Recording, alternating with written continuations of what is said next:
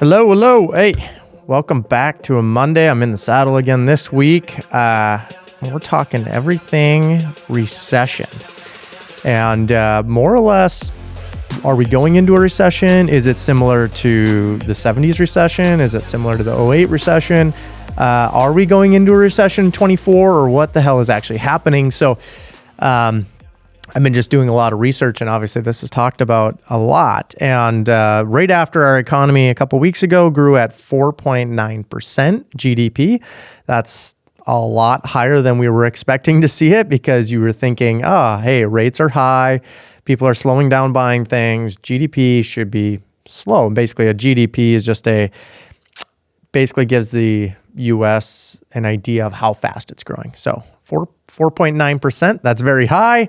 We want to see things at 2%. We actually, basically how they actually determine a recession is when you have two negative quarters back to back of negative GDP. That means we didn't grow, we grew at a negative pace. So when we're supposed to be GDP is say 2%, making the Fed happy, or where they want inflation, we've actually grown at over double that. So we have an issue. There's also an issue with jobs. Jobs seem to be still coming in hot every time they come in with an estimated, meaning people are still freaking hiring. Businesses are growing. Like, things are happening still in the market today, and the job market is still very tight. Both things fighting against us when it comes to talking interest rates, which is something that is happening this week. So what is the Fed going to raise rates? We're at the highest rates now in 22 years. They've climbed very fast and probably the fastest they've ever have. And now they're talking about, will the Fed raise rates? Well, even with all that news of GDP growing, job market's tight, still very hot, there's like a 99.7% chance they will not raise rates on November 1st. So nothing we have to worry about. But when you move to December, now you're talking a 70% chance they're going to raise rates again. And now we need to see the data coming in from basically October, September, seeing where the data actually comes in to see if they're going to raise rates actually in December. But likely, this is the Fed just trying to put us in a little bit of a coma, a recession. So, guys, and if, I talk everything about real estate in this, and I'm looking out for your money in the long term. And I'm just trying to help you understand the way I see the market and basically how I'm planning. What am I going to be doing with my money? What are the rates going to be in the long term? Where should you be plugging your money since rates are so high? Should you wait till the bottom, or should you be a buyer in today's market, or should you be patient? Just some of the things I want to talk about, but I'll get to that at the end of this, and I'm going to go through those three questions, where rates will be, where money, what you should be doing with money, and then, should you be waiting for the bottom, or are we near the bottom? Where are we at? But I want to talk through a little bit of the recession everyone's comparing it to the 70s, and, you got the 2008, the Great Recession, which, most people are trying not to compare this to that because they're very different.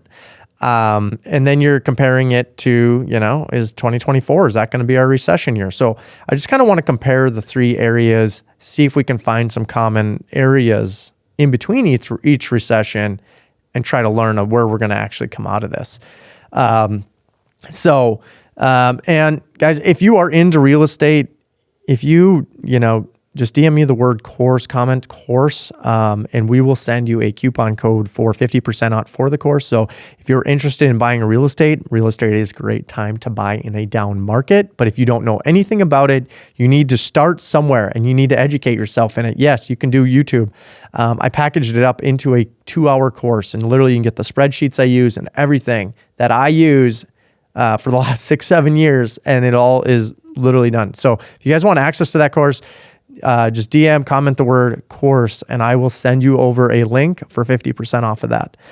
All right, let's get into this. So the 70s, let's talk about that. And we're going to compare a little bit to, what we're in right now. But the 70s was, they always call it the 𝗨𝗿𝗍𝗱 era. And why they call it that, because Paul Volcker was basically Jerome Powell. He was leading, the Fed policy and whether they moved rates up or moved rates down. And so in 1981, in the 70s, basically late 70s, we had all this recession. We had an embargo happen on fuel, which sent the prices like soaring into the sky. The stagflation was happening. We had like negative GDP, and we were not able to make money in any way. So when stagflation happens, it's like the worst of all worlds. Basically, you got zero growth, you got extremely high jobs, a job loss. So people aren't able to work, people aren't able to make any money, and things are going down in price. So how do businesses even make money, right? So you had, thousands of businesses that went out. But that's what they had to do to get a jump on these rates. And so basically, Paul Volcker could not get rates in check. He could not get inflation in check, not rates. And by doing this, he actually had to jump rates from, say, they were at about 10% at about 1980, and he jumped them up to 20%. I think it was actually like 19, but a drastic jump, right? Like that'd be like them raising rates from 5.25% today to like 9. Like it'd be the shock. Like suddenly nothing makes sense on paper, right? And so basically it just stopped the economy in its tracks, because in the 70s, we had this inflation that was sticky, kind of like today, right? Like we've had this big inflation wave, and then it came down and fluttered. And now all of a sudden we're seeing, inflation be sticky again. We're seeing the economy being, very resilient. So again, a lot what was happening in the 70s. And so Paul Volcker came in, he's like, no, we're done. Boom, jack the rates, 8-9% in a very short amount of time, and just stopped the economy in its tracks. And why you would want to do that, obviously you don't want to get inflation out of control, because many bad things can happen to our financial policy, and I'll let you do your own research in that. But at the end of the day, you have to throw the economy. The markets are cyclical, and every 14 years, dating back to thousands of years ago, we'll call it 1,000 years ago, market has had a cycle. It's had an up cycle, and it's had a down cycle. Well, you think we're, 2008 is, and then you think about 14 years after that, and 14 years after that. Usually our markets will have these cycles, right? And we have a constant line that our economy always seems to go up over time. That's with inflation. But you have these cyclical lines that kind of go up and over it. And in 2008, it was no different. Basically, it's summed up that 2022, we should have had a recession after that. So, but we had COVID, right? Like we had COVID that's kind of screwed up our whole recession. So in 2019, I'm going to move on to, into 2019, we should have had a recession. Well, from 2008 to from the 80s to 2008, we had a pretty good run. We obviously had the dot-com bubble in 2000, which was a little harder to understand. But we went from the 70s, the 80s, which we got out of that recession. Paul Volcker put it in its tracks, basically tightened up the policies where we put the brakes on everything. This is where your parents always talk about, like, hey, I remember our house was 15 or 16% interest. And you always... That's the lecture you get. I'm a millennial, so I'm mid-30s. So it's like, I remember rates, they were always this high. And then, this is the area, the Paul Volcker era is what you could ask your parents about. And this is very much why they paid 10 to 20% interest rate for their house. And so these are always the memories they talk about. I always remember interest rates as high. And, they always try to give you the lecture. So that was the 70s. Let's move in. We had the dot-com bubble, as I mentioned. We're not going to mention that because I don't think it's anything to do with what's happening. We move into the 08 recession. This is where they started comparing to us. They said, we are in a worse situation than the 2008, the Great Recession. And it's like, that's not true. You could literally work at McDonald's, the lowest tier job, and go get a mortgage for a $300,000 house. Didn't matter. As long as you had a job, a W-2, numbers never needed to align. And so the banks took on all these bad debts, right? Like people were over leveraging assets to the moon. And, even I think Dave Ramsey could be part of this group. He could get credit lines. He could get, you never had to come up with any equity. You were playing with funny money. You were just playing with debt. with very little equity into anything, and you were just hoping that the roller, that everything would keep going up and up and up, and you would climb out of it. For some, that could have happened.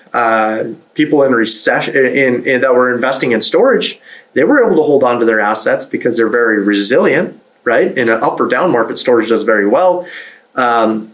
There was a handful of multifamily deals that they got hit though, like Class A properties, they just went down. Like the bank just instantly called you, hey, we need our money back. We can't, you're not servicing the debt. We're not able to go interest only. We're not able to work with you, and we need the money back. And so they call the debt instant foreclosure on the property because you wouldn't be able to go get a loan anywhere else, of course, in the short amount of time. Banks can call the money at any point, and they did. And that's how it created the Great Recession. And when that happened, freaking, the prices of assets, of course, tanked because there was so much. There's just so much supply. It was everywhere. So there was no development going on. And then guess what? The banks tightened up. Now it was harder to get a note. I was actually after the 2008 is when I got my first house. And I do remember it was dang near like bloodline. And I think it was 2010. Early 2010 is when I closed on that.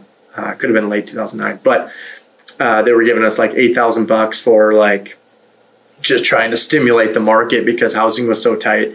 And we were up in North Dakota, so of course we were having an oil boom, and it wasn't as bad around here, which we're thankful we have agricultural, which does very good in recessions, and we also have oil, which seems to do very well in recessions. So that's what makes North Dakota a very good state to invest in if you live elsewhere. But in 2008, you could have got a loan. Let's just say 6, 7 leading up to 2008. You could have got a loan and with a very minimal job. So we had a financial crisis. The whole financial system broke. And once that happens, no one's able to get debt, and asset prices came way down because of who was winning? The only people that had cash. And so the people who had cash at that era could have literally, there was homes in Arizona, I remember, for 50, 60,000. I think we bought our first house. It was like 150 grand, and I could have got like a mega home in Arizona for 150 grand. Now I look at what my house is worth here in North Dakota and go down to Arizona. It's like, wow, either things are really inflated or maybe there's just a lot of demand down in Arizona. And I'm just comparing to one market, but a lot of housing markets are inflated right now and they're about to get a little bit of a correction. But we got some other factors that we got to talk about and in that. So, I'm not really going to say too much more about 2008 because I think we're in a way different market. And the banks are very tight right now with how they give out loans. They're very smart. They learned a lot, obviously, from 2008, and it created a lot of regulation. So you're not able to just get loans like you used to. But like I said, every 14 years, you got a recession. 12 to 14 years, you're going to get a recession. That's the way a market works. And we've been on a big bull run. And then in 2019, things did get flat, right? We were kind of diving into a recession in 2019. But then all of a sudden 2020 happened and it was COVID. And it was like, boom, the money printer turned on. We printed 40% of the money on our, to try and get out of this. I don't know, basically they called it a pandemic. So I think they just panicked. They printed 40% of our money supply and dropped rates to 0, becoming one of the craziest times of our lives, right? Like anyone in 2020 and 21 could have made money. I think restaurants made more money that year than they ever did, and they closed the doors. They were just handing out money very stupidly, and there wasn't a lot of regulation on it. PPP loans and they were paying people more to stay at home than go to work, in these, we'll just call them blue states without politics aside. But, politics aside, they're paying people just to, landlords couldn't get paid. They were paying people out of things that, they should have been working and just having to keep print money, keep handing out checks. And suddenly now the recession's kind of the delayed recession's happening. I think it's going to be happening in 2024. I think it's already kind of starting, right? You can feel it out there. And in Q4, Q1, they're going to be painful. they're going to stop this economy. I don't know if it'll be Q1 or Q2. It's somewhere in 24, I believe, is when we'll see our 2 quarters of negative GDP. And we may not see it, but it may be just we've been on a very stagnant track. If you track I'm in a little bit of shares in Tesla and some of these S&P 500 stocks, and it's been very flat for almost 3 years, like just flat. And I think that's going to just continue. We're seeing pain now in the markets again, 20% down. And you're seeing some of this stuff happens that compares to the 70s. And that's where you're going to see these mortgage rates, like we talked about in the beginning, where are rates going to be at? Where are they going to be at in a year from now? A year from now, I think they'll be exactly where they're at now. If you can borrow money at 8% a day, you might be able to get money by 7.5% at the end of 2024. I really don't think they're going to drop it much. By 2025, though, is where it starts to get interesting, because we'll be on a 4-year kind of hold pattern of just sliding sideways in the stock market, sliding sideways in the real estate market. And now you're seeing pain in the stock market, which means you get things like earnings are coming in hot again now. So it's like, it's not even here yet. People are still making money in these companies, but I think that you're going to see things slide going into 2024 early. It's going to be a pretty cold winter. Hopefully people stop spending money in retail, because that was the big uptick on why we had 4.9% GDP. People are still loading up credit cards. So you're seeing credit cards at an all-time high. Of course, now it's much different though than it was like 2019 to now, because you have people that got, your mortgage rate went from 5 to 2.5, 3.5%, right? Like, people are sitting on all this cheap debt and they still got their jobs, they're making more money than they used to. Things are still climbing in costs, but they're still able to buy and go and spend money. So, but you're locked into your house. You're probably not moving anywhere, right? And that's just what's happening. But I think, you're going to see things drastically improve, I think, in 25. Not drastically, but rates may go from 7.5% to 6%, I think, by the end of 25. So if you got any loans coming due, underwrite them to 6%. That's what I've kind of used as my baseline. Hey, if they're cheaper, great. If the economy breaks, they will drop them faster. Kind of like Paul Volcker, after he raised rates by 9%, he also, 2 years after that, he dropped them by I think all the way down to 7%. So, it's this fast incline, stopped the economy, waited, and then the fast drop. And I think that's what you're going to see similar to this time. So if you want to compare recessions, I think you're allowed to look at the 70s all the way to 83, 79 to 83. That'll be very similar what's happening from 2019, 2020, all the way to 2024, 25 area. Flex the dates however you want, but I think that's what we're going to see. I think if you're going to look at something. So yeah, Fed rates are this week though. They're not going to raise rates. I'll tell you that right now. There's absolutely 0.03% chance that they're going to raise the rates. So if they raise the rates, you could watch the stock market tank overnight. Make sure if you're investing in the stock market, or you've taken a hit, you're just holding on long term. I promise you this will be a 1 year of pain. Don't even look at it if you don't need to. Don't look at your 401k because you don't want to. Make sure that if you're curious about investing in other things, think about it. We are in a down time through 2024, maybe even early 25. Things are going to be very painful. Things have already been painful. And you got baby boomers wanting to retire. So us millennials that are taking on, hey, you may have paid off a duplex apartment with 16% debt, but hey, maybe most of these guys don't even have loans in this. Like, most of the boomers own everything liquid. See if you can help create a finance opportunity to get them a price so they can go retire, right? This is the best time right now in the next 12 to 14 months to go ahead and find some property, find some real estate. Of course, I'm bullish with real estate. I think for the long term, this is your greatest buying opportunity. This is your 08, 09, 2010 time right now. that I think if you can create some creative solutions, which there's plenty that I talk to out there, make sure that you are on our email list at Substack. You guys can find out I have creative solutions. I always creatively buy into most of the assets that I own. That's the way I've gotten a lot of the deals done. And you don't always need a bunch of money. You don't need to wait. You don't need to build your savings account. Don't wait, right? Like, you'll see that all the big players move very fast. And I think when you can move fast, you can get deals done before other people can. So if you're interested in real estate, again, make sure you DM us the word course. I will make sure that you get a 50% off coupon so you can buy our course on how to get into real estate. And guys, make sure you're doing deals right now. I think this is a good comparison to all the recessions, but look back at the 70s, early 80s recession. I think that's very much what we're going into now. We may not even hit a recession in this time. It just might be very slow growth. So see you guys next week. Appreciate y'all.